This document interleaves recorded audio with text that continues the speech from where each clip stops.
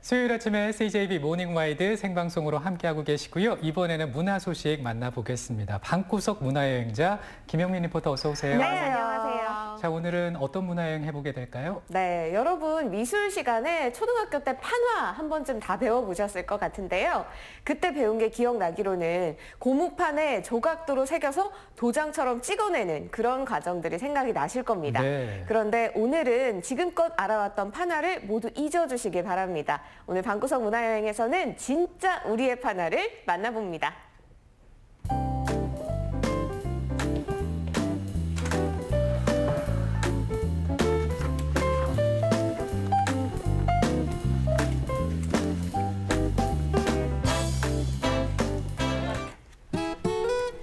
진천에는 한 작가의 작업실이자 연구소가 있습니다.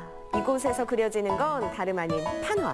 40여 년간 이에 몰두해온 김준건 작가의 작품과 시간을 엿볼 수 있는 곳 또한 이 공간입니다. 작가님 안녕하세요. 안녕하세요. 네, 원래 이미 판화로 너무 저명하신 분이지만 또 그래도 시청자 여러분께 저는 이런 예술을 하는 사람입니다. 소개를 좀 부탁드릴게요. 예, 저는 목판화를 전문적으로 한 40여 년 작업해온 김준권이라고 합니다. 네, 오늘 하루 잘 부탁드립니다. 예. 네. 김준권 작가의 목판화 작업은 한마디로 독보적입니다. 전에 없는 기법으로 자신만의 영역을 구축하고 있는데요. 그가 지금껏 오로지 한 우물만 팠던 이유, 목판화란 역사를 잇는 일이라 여겼기 때문입니다. 참 멋지네요. 그렇죠. 네. 작가님, 제가 궁금한 게 세상에는 정말 많은 종류의 예술이 존재하잖아요. 근데 그 중에서도 작가님이 이 판화라는 예술을 선택하신 이유가 좀 궁금하거든요. 사람들이 어떤 걸 선택을 할 때 완벽한 계획에 따라서 뭔 일을 결정하는 건 사실 많지는 않죠.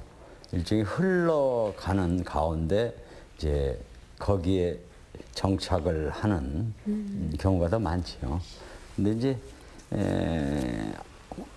아시다시피 목판화는 우리나라 1000년 이상의 역사를 가진 중요한 매체예요. 여러 예술 중에서도 오랜 역사를 가진 목판화를 소수에 의해서 현대에도 진행되고 있어요. 하고 있어요. 그 중에 한 사람쯤이라고 생각하면 되겠네요.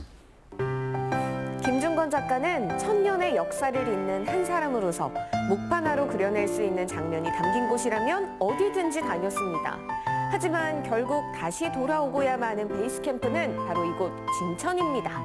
작가님, 이곳에서 작품 활동을 30년째 해오고 계시잖아요. 이 진천, 정말 빼놓을 수 없는 이야기가 될 것 같은데 좀 여기서 작품 활동 해오신 소회가 어떠세요? 아무래도 이제 90년대 이전에 도시, 아스팔트, 많은 사람들 이런 속에서 지내다가 본의 아니게 아무튼 제 개인 사정으로 인해서 여기에 오게 됐는데 이른바 이제 여기가 그 비산비야의 전형적인 이제 그 농촌이잖아요. 그래서 환경이 바뀌니까 결국 이제 작업하는 데도 많은 영향을 미쳤던 것 같아요. 진천에서 그려낸 김준권 작가의 작품은 목판화라는 것을 믿기지 않게 하는 유려함과 색이 담겨 있습니다. 눈앞에 꽃잎이 흩날리는 듯 새벽녘 산기슭 정상에 올라와 있는 듯 너른 풍경을 눈앞에 데리고 오는데요. 이러한 작품을 한바탕 찍어내기 전엔 원하는 크기로 재단하고 그리고 새기는 등 나무와 마주하는 오랜 시간이 필요합니다.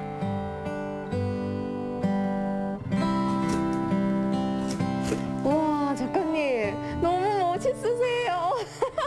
보니까 산을 굉장히 많이 그리시는 것 같은데 최근에 이렇게 산 작업을 많이 하시는 이유가 있을까요?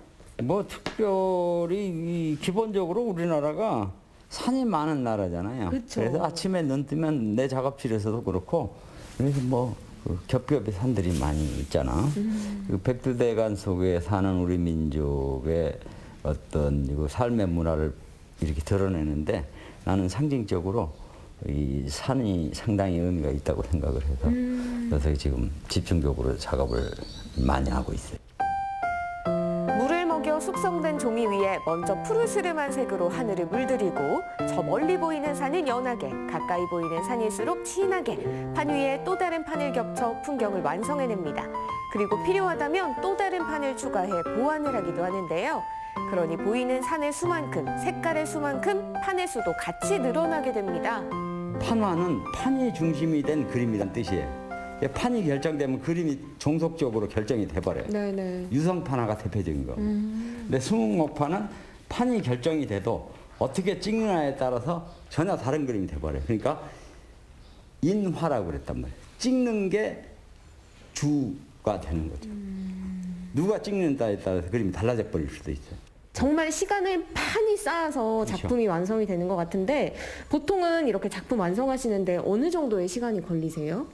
작품 크기나 판의 수에 따라서 이제 차이가 나죠. 네. 이제 우리 같은 저 같은 경우는 이제 판의 수가 뭐 30판, 40판 되는 것도 있으니까 그런 것들은 몇 달이 걸리죠.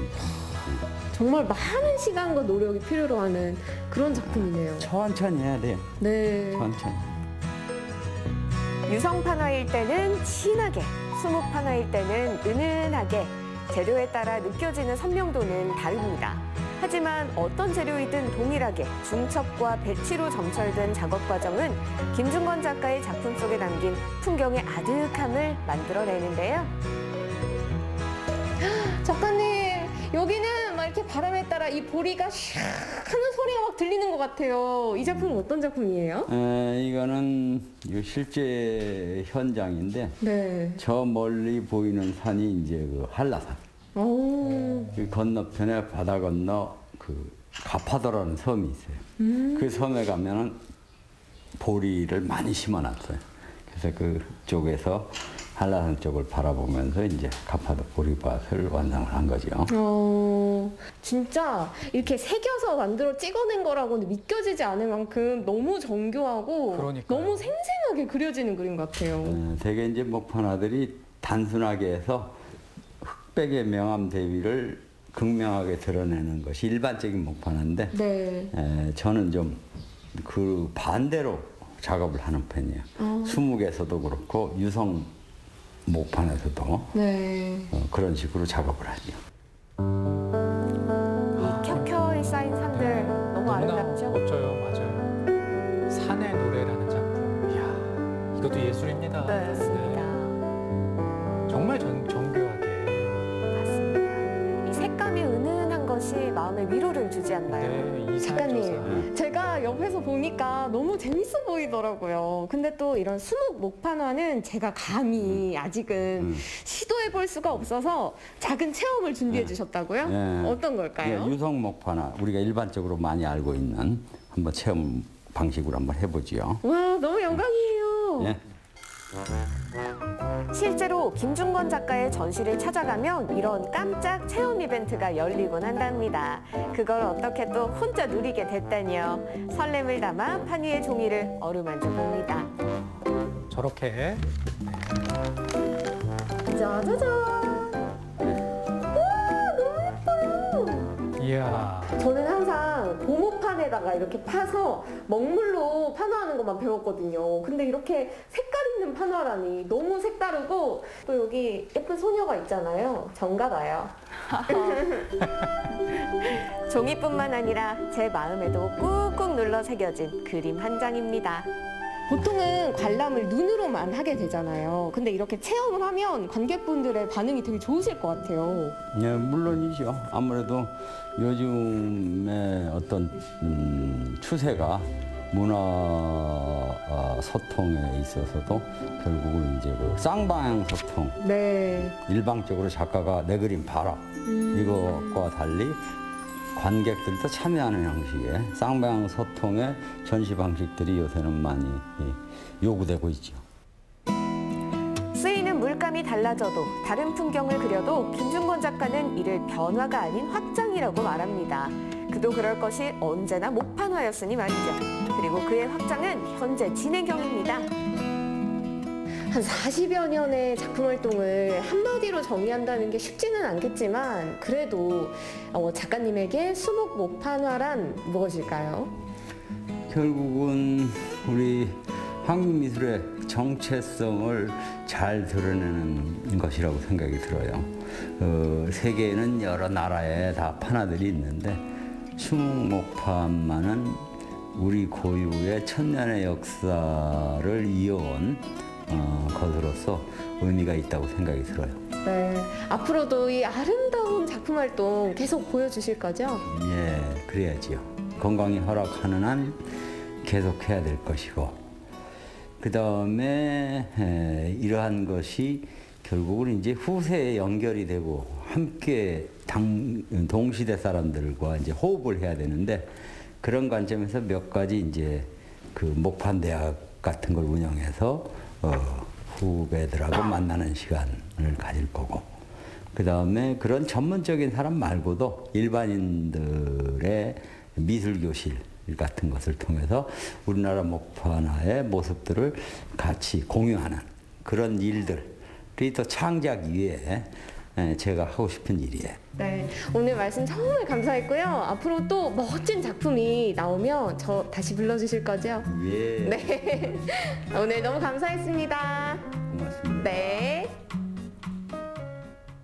네, 정말 단순히 찍어낸다 정도로 알고 있던 판화에 대한 생각을 완전히 바꿔준 문화 여행이었습니다. 말 그대로 판으로 그린 그림이란 제목에 깊이 공감하게 되는데요. 네, 맞습니다. 그렇게 느끼셨다면 오늘의 방구석 문화여행도 정말 잘 다녀오신 겁니다. 김준권 작가의 판화는 결코 평면적이지가 않은데요. 큰 판화를 멀리서 이렇게 보고 있노라면 정말 제가 가파도 보리바단에 서서 한라산을 저 멀리 바라보고 있는 것만 같은 그런 깊이감과 원근감을 느낄 수가 있었습니다. 현재 국내 최초의 판화 전문 미술관이잖아요. 진천 국립 생거 판화 미술관에서 열리고 있는 증축 개관식에 김준권 작가의 작품도 전시가 되고 있다고 하니까요. 여러분도 가서 작품들 만나보시면서 그 아득함을 느껴보시면 좋겠습니다. 네, 이 방구석에 머물고 싶어하는 그런 마음을 움직이는 것도 문화여행이 가진 힘이 아닌가 그런 생각이 듭니다. 앞서 소개해드린 판화 미술관에 가게 되실 때 방역수칙 꼭 지켜야 된다는 거 잊지 마시고요. 방구석 문화여행 다음 주 이 시간에 계속됩니다.